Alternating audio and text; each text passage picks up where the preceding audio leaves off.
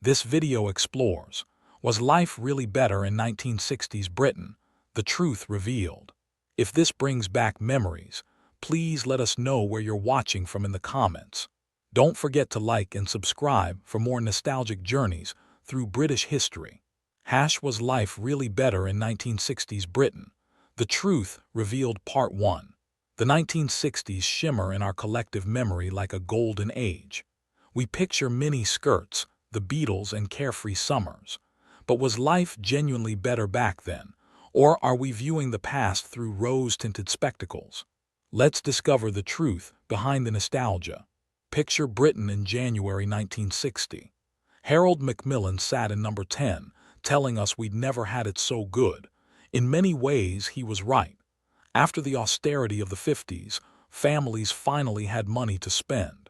The average wage had climbed to around £15 per week. That might sound tiny, but you could buy a pint for 1 shilling and 9 pence. The high street looked remarkably different. Woolworths dominated every town center, selling everything from pick and mix to plastic toys. You'd pop into Home and Colonial for your groceries, where the shop assistant served you personally. There were no supermarkets as we know them, no self-service checkouts, no endless choice of 40 different cereals.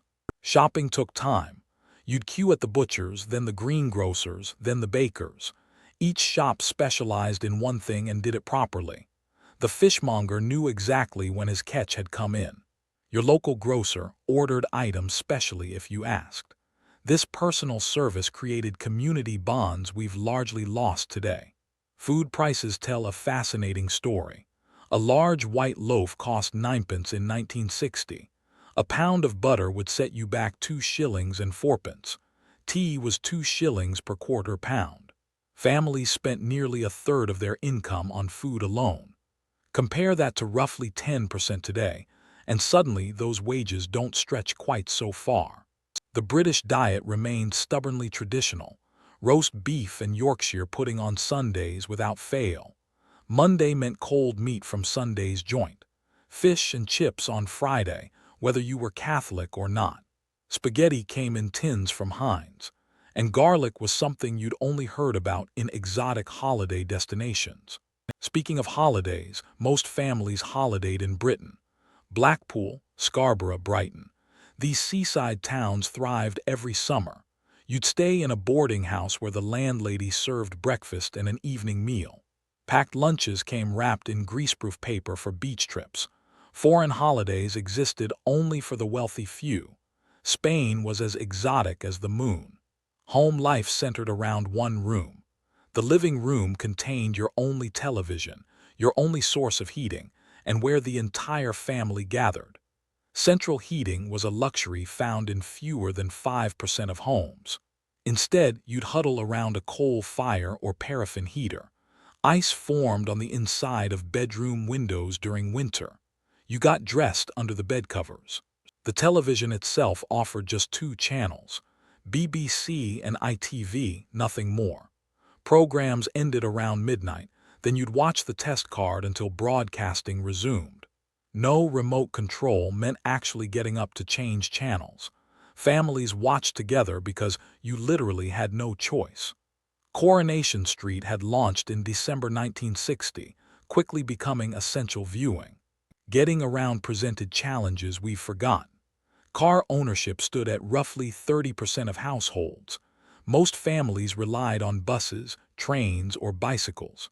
A new Ford Anglia cost around £500, nearly a year's wages for many. Petrol cost 5 shillings per gallon, cheap by today's standards but expensive relative to earnings. If you couldn't afford a car, you joined the queue at the bus stop. Public transport ran frequently and reliably. Buses served villages that today see nothing. The local bus conductor knew your name and where you lived. They'd wait if they saw you running down the street. Try that with a contactless payment today. Healthcare had transformed since the NHS launched in 1948. Doctor visits were free. Prescriptions cost 2 shillings regardless of medicine. You'd see your GP at their surgery, often in their own home. They'd make house calls without question. The same doctor delivered babies, treated childhood illnesses, and cared for elderly patients. Continuity of care meant something real. Yet medical treatment remained limited by today's standards. Many conditions we now treat easily proved fatal then. Antibiotics existed but weren't prescribed freely. Cancer diagnosis meant almost certain death. Mental health treatment involved institutions we'd now consider barbaric. Dentistry was painful, basic, and resulted in extractions rather than preservation. Education followed rigid structures. Secondary modern schools or grammar schools, determined entirely by your 11+ exam result. One test at age 11 decided your entire future. Pass, and you'd study Latin and prepare for university. Fail, and you'd learn practical skills before leaving at 15. The system created opportunity for bright working-class children, but crushed countless others. Classrooms contained 40 or more pupils. Teachers ruled with absolute authority. The cane remained standard punishment in most schools. You'd stand when an adult entered the room. You'd call teachers sir or miss, never by first names. Discipline was strict, sometimes brutally so. Yet pupils generally respected teachers, and parents always took the teacher's side in disputes. Was life really better in 1960s Britain? The Truth Revealed Part 2. The workplace of the 60s bears little resemblance to today's offices and factories. Men dominated nearly every profession, whilst women faced expectations to leave work upon marriage.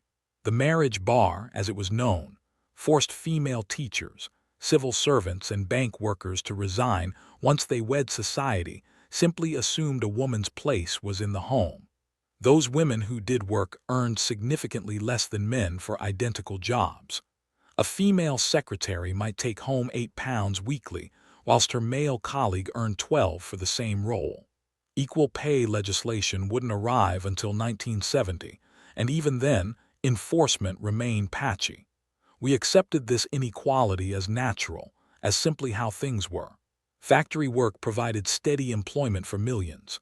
Car plants in Coventry, Dagenham, and Birmingham churned out British motors. Austin, Morris, Triumph, and Roots Group all thrived. You'd start your apprenticeship at 16 and retire from the same company 45 years later. Job security existed in ways we can barely imagine now. Working conditions, however, told a different story. Health and safety regulations barely existed. Factories were noisy, dangerous places where accidents happened regularly. Asbestos-lined buildings without a second thought. Workers smoked freely at their benches. The tea break remained sacred, mind you. Everything stopped at 10:30 and 3 o'clock for a proper cuppa. Trade unions wielded enormous power throughout the decade. They'd secured the 5-day working week for most workers by 1960.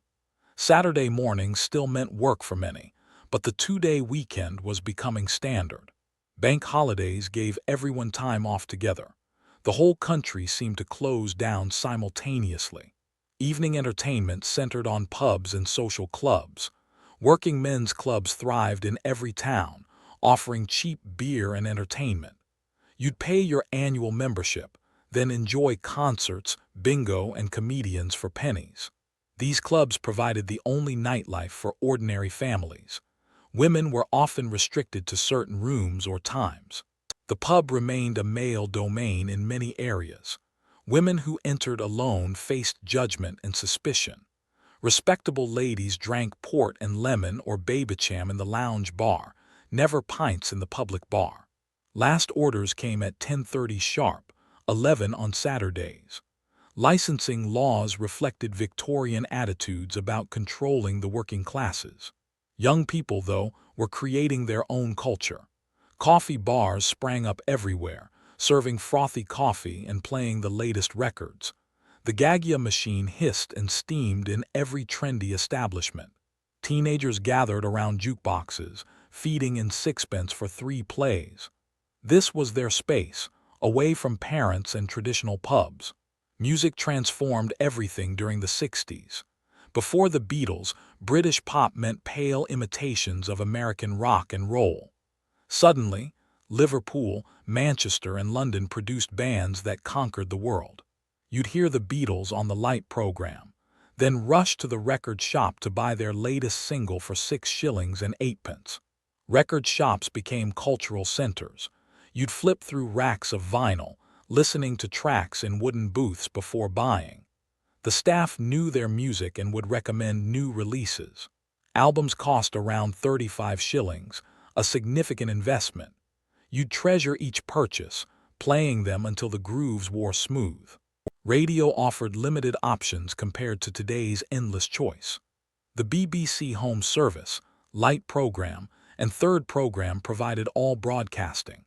Pirate radio stations like Radio Caroline broadcast from ships offshore, playing pop music the BBC ignored. You'd tune in on transistor radios, those portable marvels that ran on batteries and freed music from the living room. Fashion was genuinely revolutionary. Mary Quant's mini skirt shocked older generations when hemlines rose above the knee in 1964. Carnaby Street became the center of the universe for style-conscious youth. Boutiques replaced traditional tailors and dress shops. Suddenly, young people could afford fashionable clothes designed specifically for them. Men's fashion changed dramatically too.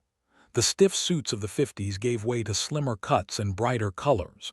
Beatles jackets with their collarless design sold everywhere.